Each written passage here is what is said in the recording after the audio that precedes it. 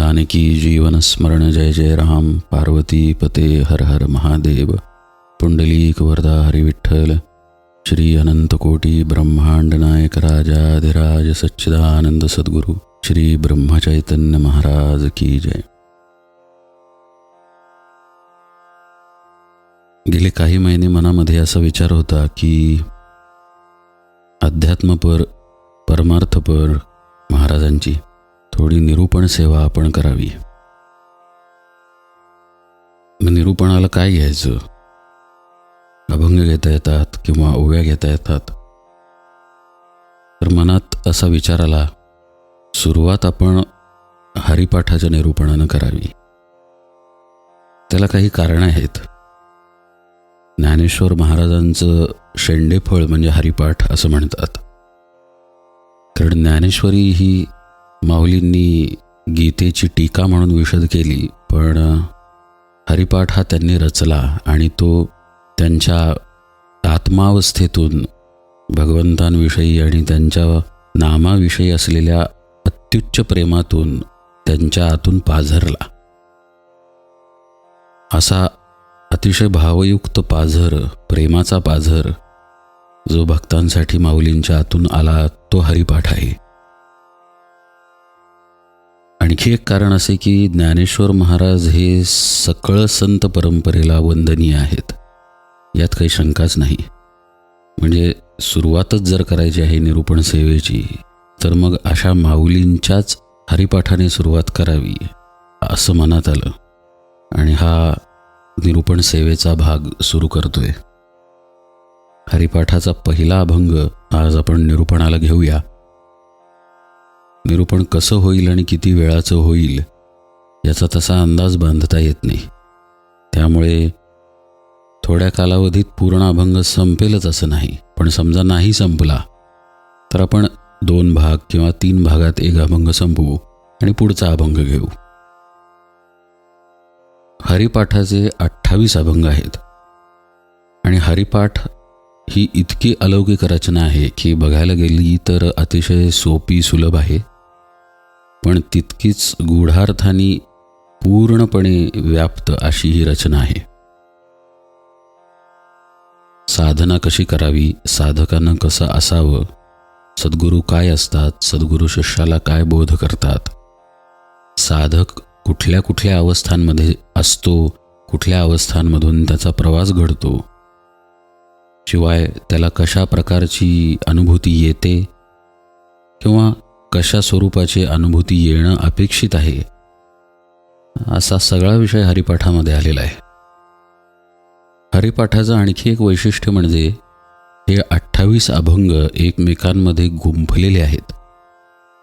म्हणजे पहिल्या अभंगाचा अर्थ नीट समजून घेतला तर दुसऱ्या अभंगाचा अर्थ लागतो, दुसरा नीट समजून घेतला पहिल्याबरोबर तर तिसऱ्याचा अर्थ लागतो, आणि असे 1, 2, 3 नीट समजून घेतले की चौथ्याचा, असा 28 पर्यंत ही पूर्णपणे मालिका जाते। पण याचबरोबर हरिपाठाचं आणखी एक वैशिष्ट्य असं आहे की यातला प्रत्येक अभंग हा स्वतंत्रपणेही सांगता येतो। तर आपण दोन्ही प्रकारे प्रयत्न करूया या अभंगांना समजून घेण्याचा। पहिला अभंग आहे, देवाची ये द्वारी उभा क्षणभरी तेणे मुक्तिचारी साधी येल्या, हरिमुखे म्हणा हरिमुखे म्हणा पुण्याची गणना कोण करी, असोनी संसारी जिव्हे वेगू करी वेदशास्त्र उभारी बाह्य सदा, ज्ञानदेव म्हणे व्यासाची या खुणा द्वारकेचा राणा पांडवा घरी। कुठल्या पद्धतीनं हरिपाठाकडे आपण बघणार आहे हे समजून घेणं पण आवश्यक आहे। ती भूमिका आधी आपण स्पष्ट करूया की आपण या दृष्टीनेच हरिपाठाकडे बघणार आहोत, आणि ती भूमिका म्हणजे साधन ही आहे। भगवत प्राप्तीसाठी, आत्मप्रचितीसाठी, स्वरूप ज्ञानासाठी नेमकी काय साधना करायची आहे, कशी करायची आहे, या दृष्टीने आपण हरिपाठाकडे बघूया। यात सर्वच येईल, शिष्यानं कसं असायला पाहिजे, कसं राहायला पाहिजे, इत्यादी इत्यादी।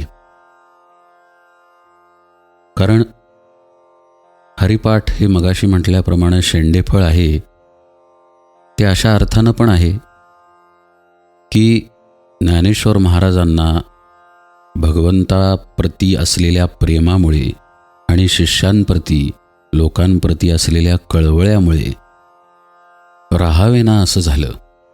म्हणजे आणखी सांगावं, आणखी बोलावं, जेणेकरून यांचा उद्धार होईल. आणि या अशा असीम करुणेपोटी हरिपाठाची निर्मिती झालेली आहे. पहिल्या अभंगात माऊली काय म्हणतात बघू. जिथं मुक्कामाला जायचं आहे तिथे कसं पोचायचं याचा निकाल पहिल्याच ओळीत ज्ञानेश्वर महाराजांनी करून दिलेला आहे. काय आहे ध्येय आपलं?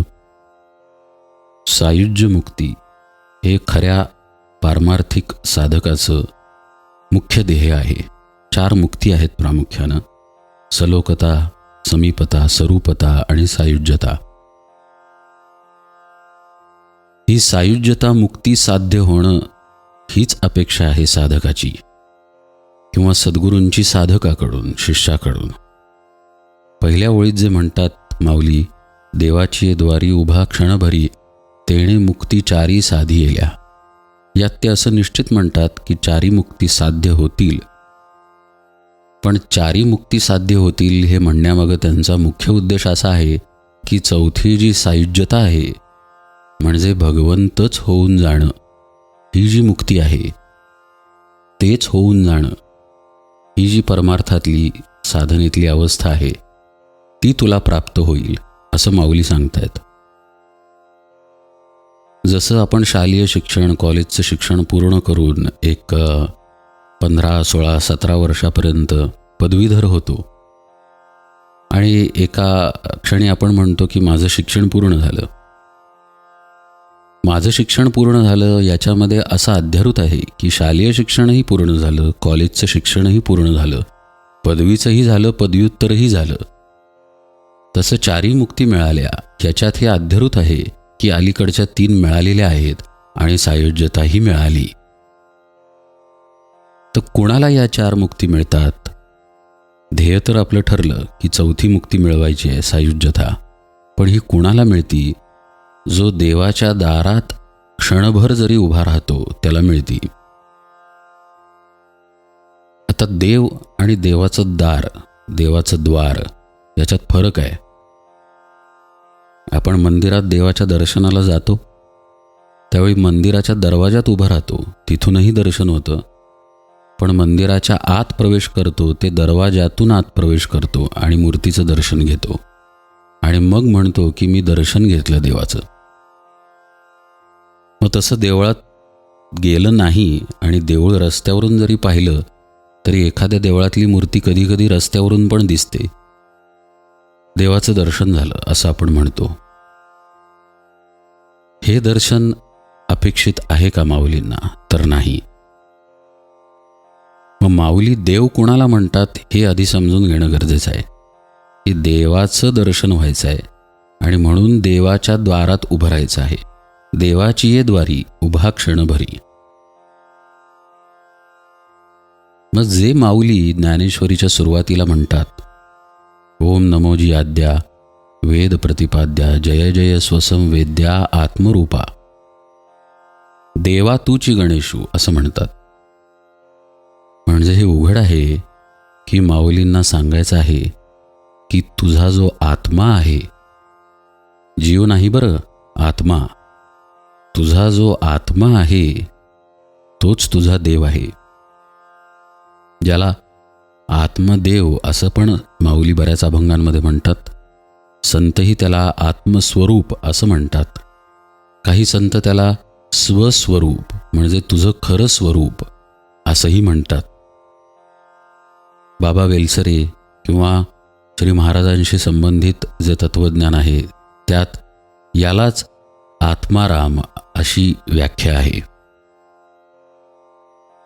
तर हे ठरलं की हा जो आपला आत्मदेव आहे, हे जे आपलं खरं स्वरूप आहे, या स्वरूपाला प्राप्त होण्याचा मार्ग माऊली सांगतायत.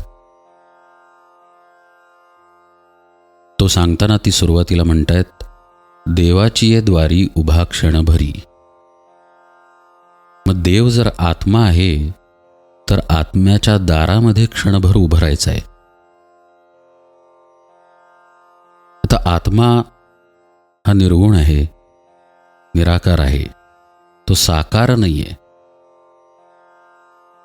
तर या आत्म्याला दार कसा असेल बुवा? तर याचा अर्थ असा की आत्मा ज्या अर्थी माझ्यामध्ये आहे त्या अर्थी मी जिवंत आहे. असं पहा,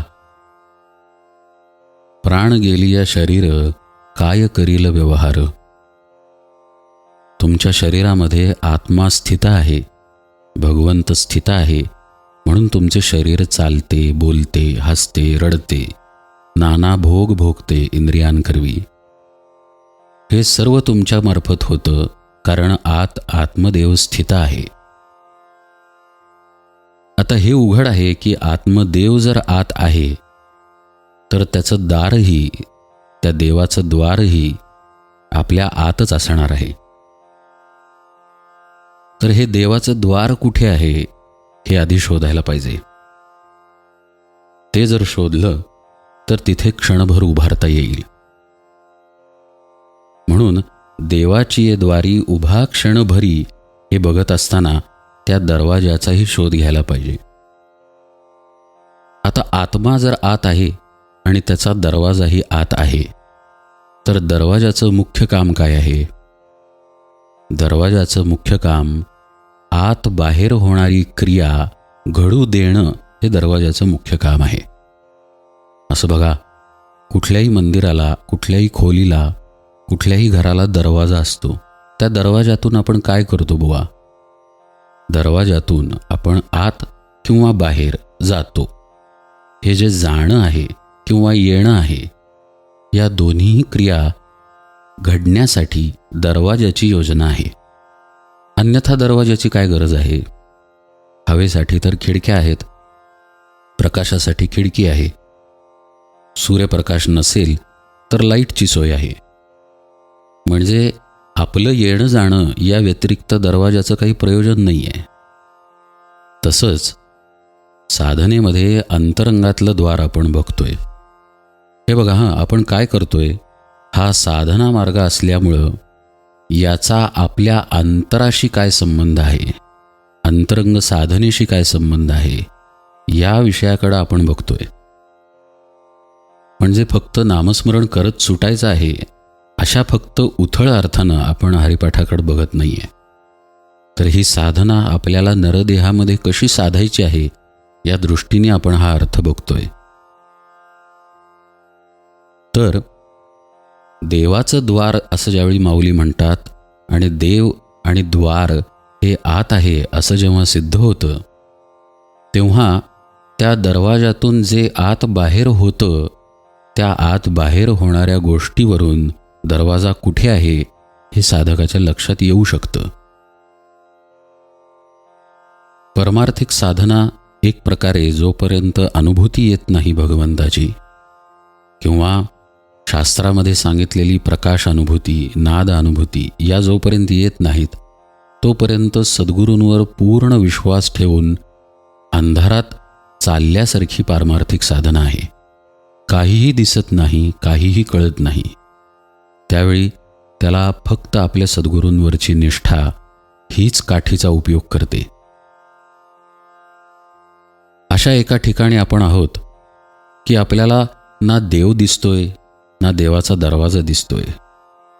मग दरवाजा आहे कुठे याची खूण जर आपल्याला हवी असेल तर काय येतंय आणि काय जातंय या गोष्टीकडे आपल्याला बघावं लागेल. आणि ती गोष्ट म्हणजे आपले श्वास आहेत. समर्थ दासबोधामध्ये म्हणतात, उगाच एकांती बैसावे, तेथे हे समजून घ्यावे, घ्यावे आणि सांडावे प्रभंजनासी. म्हणजे साधक शांतपणे डोळे मिटून स्वस्थ बसला की जे आत बाहेर सुरू श्वास आहेत याकडे लक्ष द्या, असं समर्थ रामदास स्वामी सांगतायत. आणि श्वास जिथून ये जा होत आहेत तेच देवाचं द्वार आहे, असं माऊली या पहिल्या ओळीत सांगतायत. देवाची ये द्वारी उभा क्षणभरी. पण बाह्य अर्थानं बघितलं किंवा बाह्यदृष्टीनं बघितलं तर आपल्याला फक्त असं जाणवतं की आपल्या नाकपुडीतून श्वास ये जा करतोय. तर ध्यानमार्गामध्ये याच्या थोड्या अंतरंगात जाऊन माऊली असं सांगतात की हे देवाचं द्वार म्हणजे तुझं भ्रुकुटी मध्यस्थान आहे, ज्याला आज्ञाचक्र असंही म्हणतात, त्रिकुटस्थान असंही म्हणतात. तर डोळे मिटल्यानंतर तुमच्या भ्रूमध्याच्या ठिकाणी, भ्रुकुटी मध्याच्या ठिकाणी, या आज्ञाचक्राच्या ठिकाणी जेथे प्रतिकात्मक टिळा लावला जातो, गंध लावलं जातं, बुक्का लावला जातो, स्त्रियांमध्ये कुंकू लावलं जातं, त्या ठिकाणी अत्यंत शांतपणे पाहत बसायचं आहे. आणि काय पाहत बसायचं आहे तर येणारा आणि जाणारा श्वास पाहत बसायचा आहे. देवाची ये द्वारी उभा, या दरवाजात उभं राहायचं आहे. लक्षात ठेवा, हा देवाचा दरवाजा आहे, देव नाहीये. इथून फक्त ये जा होतीये, श्वासाची ये जा होतीये. बरं, श्वासाचीच ये जा का बघायची? कारण आत देव असल्याची श्वास ही खूण आहे. जसं चुलीमध्ये अग्नी आहे तर त्याची खूण म्हणून धूर आहे. जसं सूर्य आहे म्हणून त्याची खूण म्हणून प्रकाश आहे. या सूर्यप्रकाशामुळं सूर्याचं अस्तित्व नाही आहे किंवा धुरामुळं अग्नीचं अस्तित्व नाही आहे. तसं श्वासामुळं आत्म्याचं अस्तित्व नाही आहे, देवाचं अस्तित्व नाही आहे. देव आहे, आत्मा आहे, म्हणून श्वास आहेत. आणि हे श्वास हे त्याचं प्रगट स्वरूप आहे, जे आपल्याला देहावर असताना अनुभवता येतं. म्हणून शांतपणे श्वासांकडे बघत बसायचं आणि ते बघत असताना आपल्या भ्रूमध्याच्या ठिकाणी शांतपणे लक्ष देऊन राहायचं. प्रश्न असा उद्भवतो की भ्रूमध्याच्या ठिकाणीच का लक्ष द्यायचं? माझ्या नाकाचा शेंडा म्हणजे जो डोळ्यांनी दिसतो तो, किंवा माझा गुडघा, किंवा माझं पोट, किंवा माझी छाती इत्यादी ठिकाणी लक्ष का द्यायचं नाही? तर त्याचं अगदी सोपं उत्तर असं आहे की ज्ञानेश्वर महाराजांच्याही सद्गुरूंपासून ते अगदी आजकालच्या संतांपर्यंत सर्वांनी नामसाधना करताना, ध्यानसाधना करताना तुम्ही भ्रूमध्याच्या ठिकाणी, आज्ञाचक्राच्या ठिकाणी 2 भुवयांच्या मध्येच लक्ष द्या असं निक्षून सांगितलं आहे. यातला योगाचा अर्थ ओघानी पुढे हरिपाठ बघताना आला तर येईलच, पण सध्या आपण फक्त पहिली ओळ बघतोय. तर आपण माऊलींना देवाची ये द्वारी असं म्हणताना नेमकं काय सांगायचं आहे ते पाहत राहू. देवाचं दार ठरलं, देव ठरलेलाच आहे.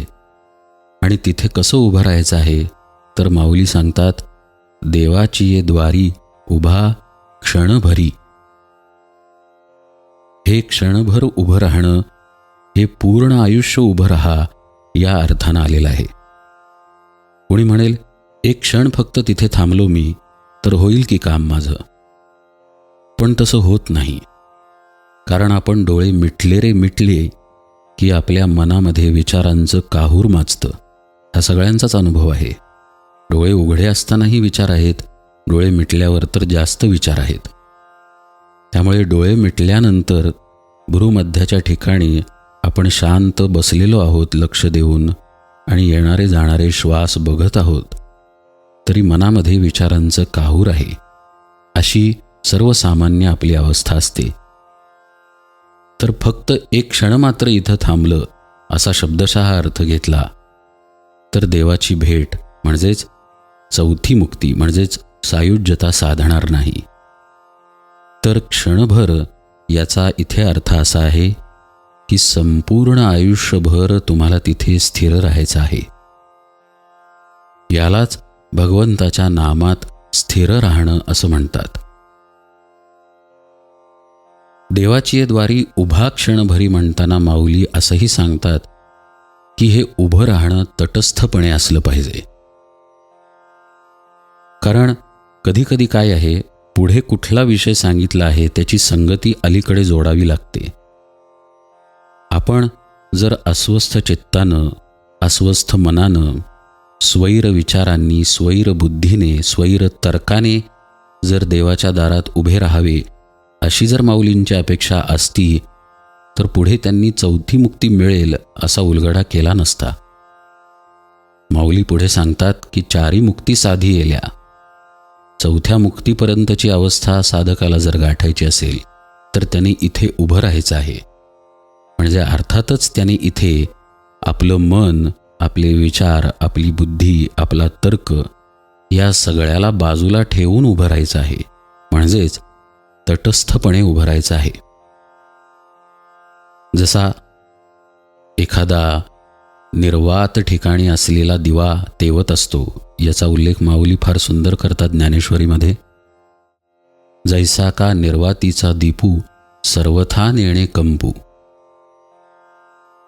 ती जशी ज्योत शांत स्तब्ध तेवत राहते, तसं साधकानं शांतपणे भ्रूमध्याच्या ठिकाणी लक्ष देऊन थांबायचं आहे. आणि हेच ते देवाचं द्वार आहे. जसं आपण एखाद्या दरवाज्यात गेल्यानंतर, समजा मंदिरात देवाच्या दरवाजामध्ये आहोत, तर आपण फक्त दरवाजामध्ये उभं राहत नाही. आपण दरवाजाची चौकट बघतो, त्याच्यावरची नक्षी बघतो. गाभाऱ्यात जरी बघितलं तरी गाभाऱ्यात आणखी काय ठेवले, कशी फुलं रचून ठेवलेली आहेत, कुठे कशी नक्षी केलेली आहे, मूर्ती चांगली आहे का ओबडधोबड आहे, सुंदर आहे की कशी आहे, कुठले अलंकार घातलेत, हे सगळं जसं आपण बघतो देवाकडे बघताना, तसंच साधकाचं सुरुवातीला होतं. या दरवाजात उभं राहिल्यानंतर स्थिर होता येत नाही. अर्थातच यासाठी वारंवार अभ्यास पाहिजे.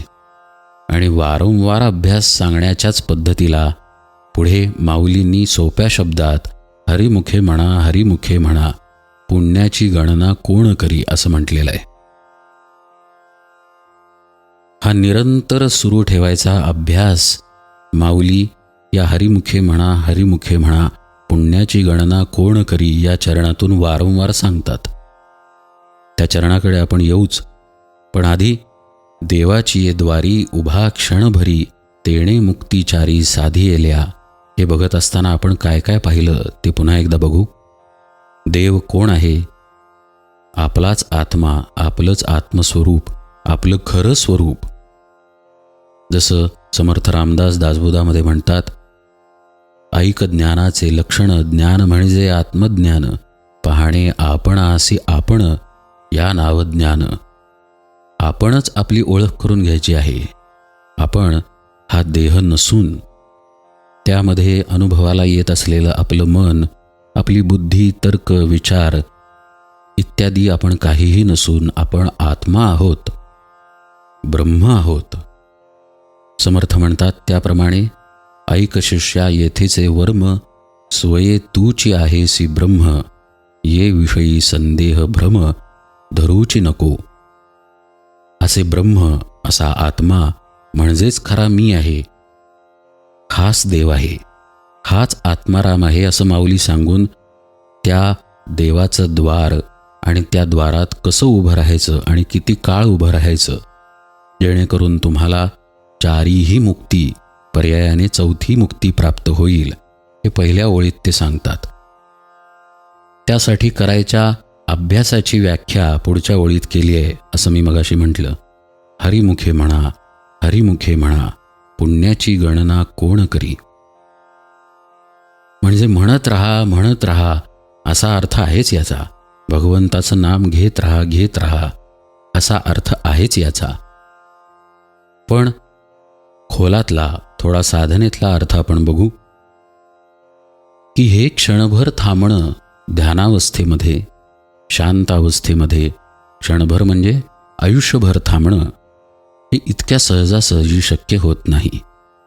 त्यासाठी निरंतर आणि अतिशय जिद्दीने केलेल्या अभ्यासाची गरज आहे. म्हणून माऊली वारंवार सांगतात की हरिमुखे म्हणा, हरिमुखे म्हणा, पुण्याची गणना कोण करी. कर कर तू प्रयत्न कर, नाम घे, साधन कर, शरण जा, संतांचे उपदेश ऐक, वाचन कर, चिंतन कर, मनन कर. हे वारंवार कर, करतच राहा, असं यामध्ये माऊलींना सांगायचं आहे. तरच हा अभ्यास सिद्धीला जाईल. कारण अगदी सोपं आहे. जसं महाराज त्यांच्या प्रवचनामध्ये एके ठिकाणी म्हणतात की जन्मानुजन्मीचा देहाशी असलेला संबंध यामुळे देहबुद्धी घट्ट झाली आहे. तसा आपण जितका जितका नामाशी संबंध ठेवू, भगवंताशी संबंध ठेवू, तितका तितका नामाशी आणि भगवंताशी संबंध घट्ट होईल. एकीकडे तो घट्ट होत गेला की एकीकडे देहाशी असलेला संबंध हळूहळू आपोआपच सुटत जाईल. म्हणून माऊली म्हणतात, हरिमुखे म्हणा, हरिमुखे म्हणा, पुण्याची गणना कोण करी. तर हे घबाड पुण्य आहे. घबाड म्हणजे अतोनात पुण्य आहे. का बरं याला अतोनात पुण्य असं म्हटलेलं आहे? कारण पाप आणि पुण्य ही संज्ञा तरी केव्हा आली? जेव्हा पाप आणि पुण्य करणारा कुणी तिथे आहे, मी आहे, तेव्हा पाप आणि पुण्य संभवतं. पण मी तर नाहीच आहे. तो आत्माच तिथे आहे, मी म्हणून तिथे पदार्थच नाही आहे.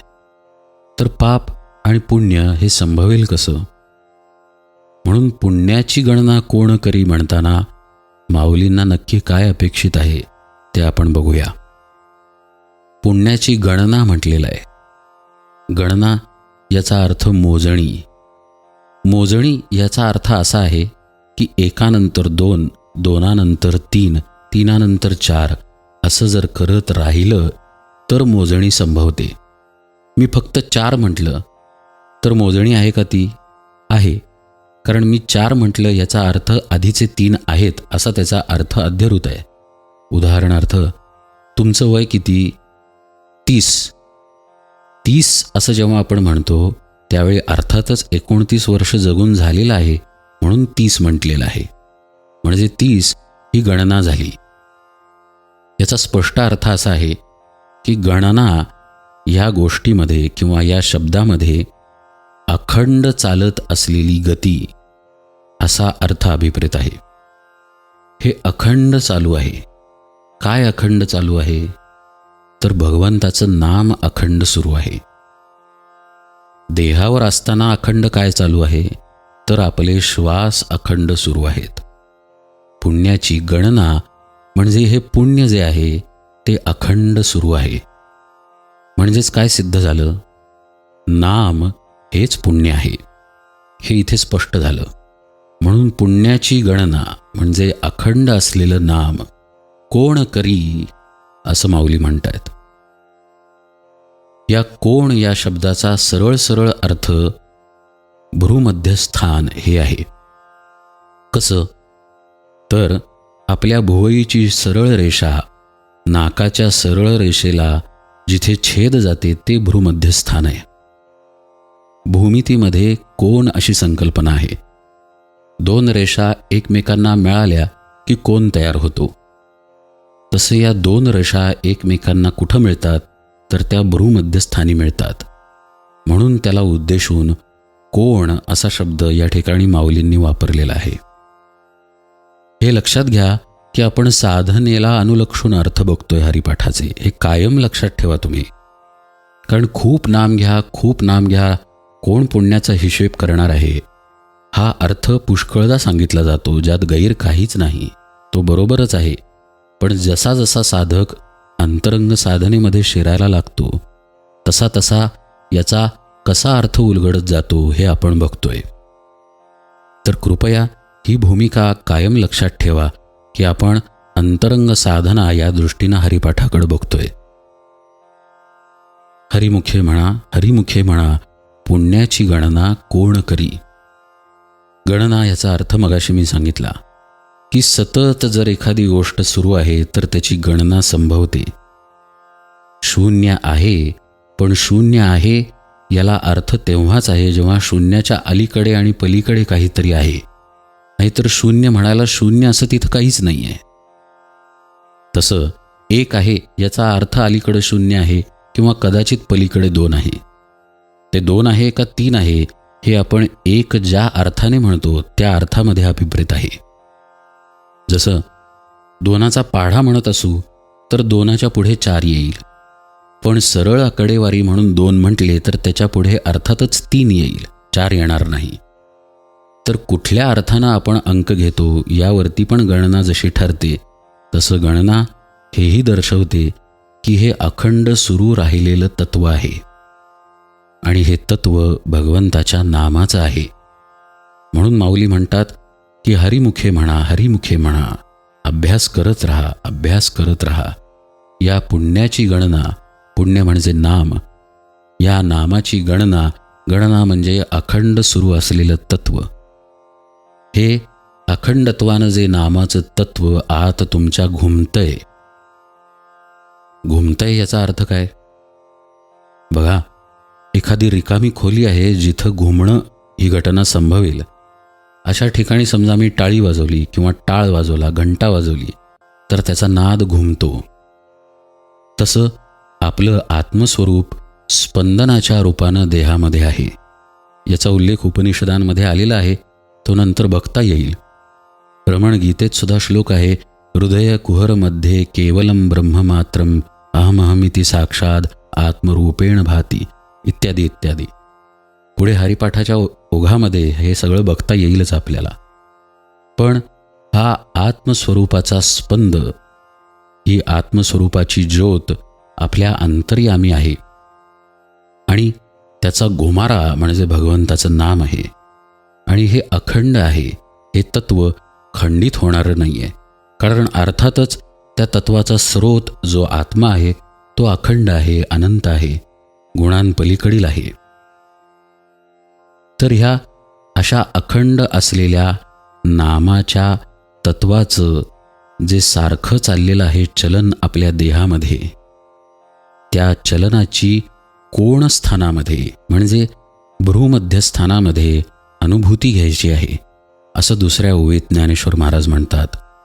हरिमुखे म्हणा, हरिमुखे म्हणा, पुण्याची गणना कोण करी.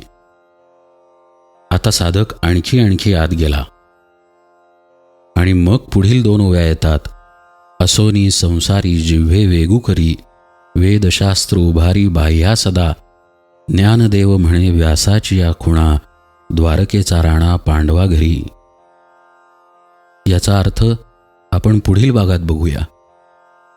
पुन्हा एकदा सांगतो की हरिपाठ निरनिराळ्या पद्धतीने सांगता येईल, पण आपण साधक आहोत, महाराजांचे आहोत, साधना नियमाने करणारे आहोत आणि आपल्याला भगवत प्राप्ती, आपल्या आत्मारामाची प्राप्ती करून घ्यायची आहे, हे गृहीत धरून साधनेला अनुकूल असलेला हरिपाठाचा अर्थ आपण बघतोय.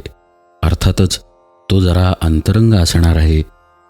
योगमार्ग, कर्ममार्ग, ज्ञानमार्ग, भक्तिमार्ग अशा सर्व प्रकारांनी माऊलींचा हा हरिपाठ आपण यथावकाश बघत राहू.